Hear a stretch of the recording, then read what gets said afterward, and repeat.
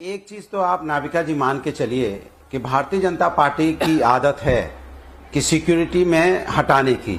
आप बताइए, उत्तर प्रदेश के मुख्यमंत्री रहे श्री अखिलेश यादव जी, पार्टी के समाजवादी पार्टी के राष्ट्रीय अध्यक्ष हैं, उत्तर प्रदेश की नंबर 2 की पार्टी है, आज तो नंबर 1 हो गए हम, लोकसभा में जीत के 37 सीटें नंबर 1 की पार्टी हो गए लोकसभा के अंदर में।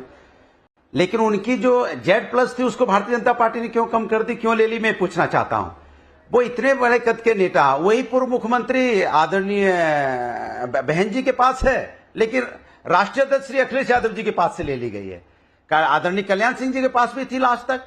आखिर क्यों आपने उनकी सिक्योरिटी ली, ये मैं पूछना चाहता हूं। सुधांशु जी जवाब देके जाइएगा। इतने बड़े कद के नेता, क्या आपको उनको सुरक्षा की चिंता नहीं है?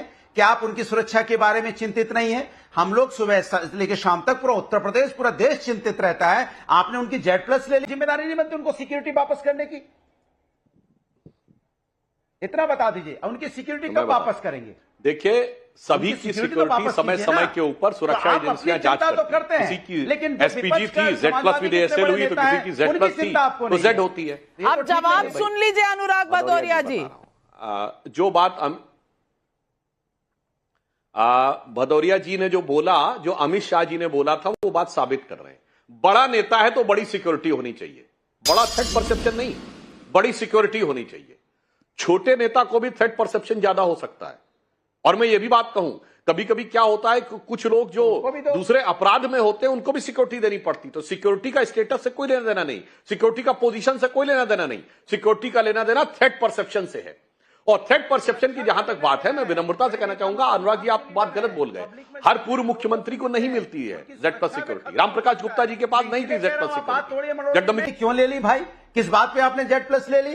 भाई उत्तर प्रदेश इतना बड़ा प्रदेश है, उसके मुख्यमंत्री रहे, आज तक जो भी मुख्यमंत्री रहा है उसको हमेशा Z+ मिली है। और आज वो जो कि पार्टी के बड़े नेता हैं, 37 लोकसभा में सदस्य हैं, और यहाँ पे उत्तर प्रदेश के नंबर 2 की यहाँ विधानसभा में पार्टी है, और आपने उनकी सिक्योरिटी कम कर दी। क्यों, मैं आपसे पूछना चाहता हूं सुधांशु जी, क्या उन्होंने ऐसा गुनाह कर दिया? क्या आपको उनकी सुरक्षा की चिंता नहीं है? क्या आपको उनकी सिक्योरिटी वापस नहीं देनी चाहिए? क्या उनको सिक्योरिटी के घेरे में नहीं रहना चाहिए? कल कुछ हो जाएगा तो जिम्मेदार कौन होगा, मैं आपसे पूछना चाहता हूं। वो इतने बड़े कद के नेता हैं, जब इतनी मास में रहते हैं, चूंकि उनकी आदत है मास के बीच में जाने की, मास से मिलने की, क्योंकि आप जानते हो वो हर जिले में जाते हैं, हर गांव में जाते हैं, हर व्यक्ति को एक एक व्यक्ति को नाम से जानते हैं, तो उनकी सिक्योरिटी तो चौकस होनी चाहिए ना। वो ड्राइंग रूम के नेता तो है नहीं, जैसे आपके यहाँ बहुत सारे नेता है ड्राइंग रूम के। वो तो मास के लीडर है, पब्लिक के बीच में रहते हैं, वो सुबह से लेकर शाम तक हर गांव कस्बे को जानने वाले नेता हैं। सुधांशु जी जवाब दे रहे हैं। सुधांशु जी, मैं आपसे सीधा सवाल पूछ रहा हूं, क्या आपकी पाल के पास नहीं है Z+ सिक्योरिटी, और ND तिवारी जी के पास नहीं थी Z+ सिक्योरिटी, जो लोग अभी हाल के वर्षों में रहे। मगर मैं बताना चाहता हूं, कल्याण सिंह जी को विवादित ढांचा गिरने के बाद Z+ सिक्योरिटी मिली थी। तो मैं आपसे पूछना चाहता हूं, अगर आपको लगता है कि उनकी सिक्योरिटी स्केल डाउन की गई है तो कृपया आप बताएं कि किस आधार पर मिली। मेरी बात का जवाब इधर मत मतलब उनको खतरा किससे?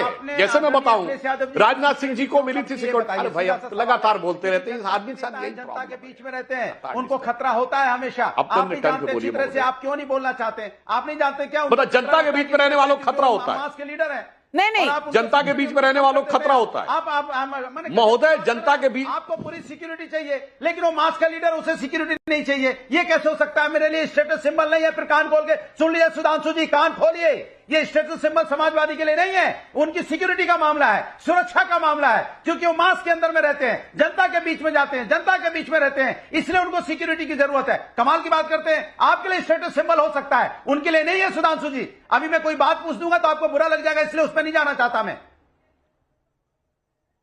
मैंने, आप कमाल की बात करते हैं, मैं सुरक्षा की बात कर रहा हूं। जवाब तो सुन लीजिए अनुराग भदौरिया जी। अनुराग भदौरिया जी, मैं वही कह रहा हूं, सुनिए तो भाई। राइट विंग के कैंपेन में जो टॉप पोजीशन के लिए लड़ रहे हैं, वहां से बात शुरू हुई। आपने इस मुद्दे को समाजवादी पार्टी के नेता का मुद्दा बना दिया। नरेंद्र मोदी पर जो राहुल गांधी ने कहा, उस पर आपका कोई व्यू नहीं है, उस पर आप कुछ नहीं कहना कहना चाहते हैं। एसटी हसन जो कह रहे हैं जालिम इस बार नहीं बचेगा, उस पर आपका कोई व्यू नहीं है, कोई जवाब नहीं है। आपको सिर्फ अखिलेश यादव की चिंता है। आप राहुल गांधी जो उन्हें मुसोलिनी, मुशर्रफ और तमाम लोगों से कंपेयर कर रहे हैं, उस पर आपके पास कोई जवाब नहीं है। अनुराग भदौरिया, सुधांशु जी एक 1 पॉइंट एजेंडा है। अनुराग जी, अब बार बार डिस्टर्ब मत करिए भाई, आप डिबेट को डिरेल बहुत करने लगते हैं लगातार बोलते हुए। आपने अपने टर्न पे बोलिए। देखिए, अगर आपको लगता है कि जो सुरक्षा उनको दी गई है वो समुचित नहीं है, तो कृपया मुझे, जैसे मोदी जी के मैंने आधा दर्जन स्टेटमेंट बताए, मुझे गिनाइए 4 स्टेटमेंट जिसमें किसी ने कहा मैं अखिलेश यादव जी की हत्या कर दूंगा, मैं अखिलेश यादव जी की कब्र खोद दूंगा, मैं अखिलेश यादव जी की बोटी बोटी कर दूंगा। बताइए, बोलिए ना, बोलिए।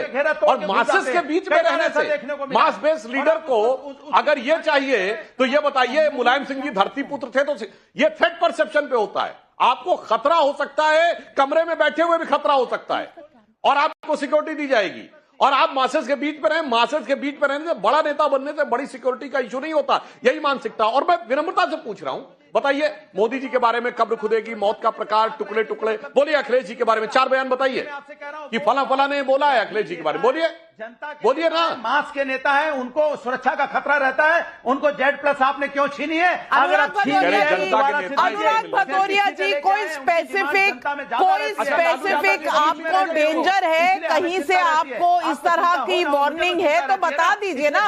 सुधांशु जी आपकी मदद करना चाहते हैं, कोई थ्रेट परसेप्शन है स्पेसिफिक? मैं आपसे वो मदद नहीं करेंगे हमारे। उनके पास कोई ऐसी सूचना आई है, मैं बताना चाहता हूं, मैं उदाहरण देना चाहता हूं। अरे आपके पास सूचना होनी चाहिए, आई क्या होती है? फिर आपकी किस बात की है? सरकार की एजेंसी किस बात की है? सरकार की एजेंसी किस बात का इंतजार करेगी कि सूचना आए? महोदय, मैं कह रहा हूं सरकार के पास सूचना नहीं है ऐसी, किसके आधार पे एजेंसीज लेती है? अगर आपके पास सूचना है तो आप बताइए, या आपको शक है तो बताइए, सरकार उस पॉइंट को भी इन्वेस्टिगेट करेगी। फालतू बात मत कीजिए, कैसी बातें कर रहे हैं आप? ये कोई थोड़ी कह रहा है कोई बात हो जाएगी। अरे मैं आपसे पूछ रहा हूं कि उनको Z+ आपने क्यों ली? वो जनता के बीच में रहते हैं, कोई बात अगर होती है, भाई बात तो कभी भी कुछ भी हो सकती है, सिक्योरिटी के घेरे में रहते हैं तो अच्छा, ये बताइए आदमी, अरे भाई, अच्छा बात हो एक मिनट, उनको सिक्योरिटी के घेरे में रहने की एक जरूरत मिनट, होती है। अब मैं बोल दूं। हमने आंखों से देखा है लोग कैसे सिक्योरिटी लगातार बोलते रहते हैं। क्या डिबेट? अनुराग भदौरिया जी, ना आप स्पेसिफिक थ्रेट परसेप्शन बता रहे हैं, ना आपके पास कोई रीजन है, बस आप यूं ही, आपकी ट्रेन दौड़े चले जा रही है, दौड़े चले जा रही है, दौड़े चले जा रही है। अब इस ट्रेन जो दौड़ रही है, इसका तो मैं क्या करूं? सत्य प्रकाश जी, जो भी जनता के बीच में रहता है उसके पास Z+ सिक्योरिटी होनी चाहिए क्या? ये देश में सिक्योरिटी सिर्फ राजनेताओं के लिए है या कुछ आम इंसानों के लिए भी है? नंबर 1। और नंबर 2, बात कहां से शुरू हुई? जिस तरह से डोनाल्ड ट्रंप के खिलाफ एक लिबरल माहौल में यह कहा गया कि वो डेमोक्रेसी के अगेंस्ट है, उन्हें नहीं बनना चाहिए प्रेसिडेंट और वो डिक्टेटर हैं, उसी तरह का माहौल हमने अभी चुनाव में देखा। यही 2 बातें, संविधान बचाओ, लोकतंत्र खतरे में है, और देश में एक तानाशाह है। मैं पूछना चाहती हूं, इस तरह के स्टेटमेंट्स प्रधानमंत्री के खिलाफ आए हैं कि बोटी बोटी हो जाएगी, इन्हें डंडे से मारो, इनकी कब्र खुद जाएगी, इस तरह की बातें जो कही जाती हैं, क्या ये उकसाती नहीं है लोगों को बड़े नेताओं को टारगेट करने के लिए? आपने बहुत विस्तार से पूछा है, मुझे थोड़ा समय दीजिएगा। इसके कई पक्ष हैं। पहली बार जब नरेंद्र मोदी जी गुजरात के प्रधानमंत्री बनते हैं, उसी समय से मुख्यमंत्री, मिस्टेक हो गया, जो गुजरात के मुख्यमंत्री बनते हैं, उसी समय से उनके खिलाफ एक हेट क्लब बनाया कांग्रेस ने दिल्ली में, करीब 150 लोगों का। उसमें 150 लोग सदस्य थे, ऑफिशियल बैठक की थी कांग्रेस ने, और उनके खिलाफ तरह तरह के नफरत के भरे बयान शुरुआत किए कि ऐसा बता दो कि ये व्यक्ति भारत का सबसे बड़ा गुनहगार है या ये सबसे बड़ा दंगाई है। और एक से एक आतंकवादियों को, जो वो गुजरात में भटकते थे, उनको समर्थन देने के वकीलों की बड़ी बड़ी फौज शुरू हुई। जब पहली बार नरेंद्र मोदी जी को भारतीय जनता पार्टी ने प्रचार समिति का अध्यक्ष बनाया और एक तरह से प्रधानमंत्री घोषित किया, कांग्रेस पार्टी की देश में सरकार थी, सुशील कुमार शिंदे गृह मंत्री थे, और पटना के गांधी मैदान में उनकी रैली में बम धमाके शुरू हो गए, कोई सुरक्षा नहीं दिया। उस भूल को कांग्रेस पार्टी क्या आज माफी मांगेगी? मैं जानना चाहता हूं तहसीन पूनावाला जी से। याद होगा कि पटना के गांधी मैदान की नरेंद्र मोदी जी की रैली में बम के धमाके लगातार शुरू हुए और वो रैली को संबोधित कर रहे थे। और सुरक्षा, ये तहसीन बीच में मत बोलो यार, उनको दोबारा सुरक्षा मिलनी चाहिए यार। ये अनुराग भदौरिया, ये बीच में बोलने का तरीका ठीक नहीं है। आप जब बोल रहे तो मैं नहीं बोला, मैं डिबेट छोड़ देता हूं, आप ही लोग बोलिए। बीच में बोला, मेरे समय में आप ही लोग बोलिए, मैं डिबेट में चुप हो जाता हूं। फिर नहीं, अनुराग भदौरिया, मैं चुप हो जाता हूं, आप ही बोलते रहिए। अगर आपके कान में आवाज जा रही है तो मैं ये कह रहा हूं कि मैं चुप हो जाता हूं। डिबेट में मैं सिर्फ चेहरा दिखाने आता हूं, आप बोलते रहिए। उनका इनकमिंग बैंड है, आउटगोइंग फ्री है। अरे क्या अनुराग भदौरिया, आप तो आपने क्या कसम खा ली है कि किसी को बोलने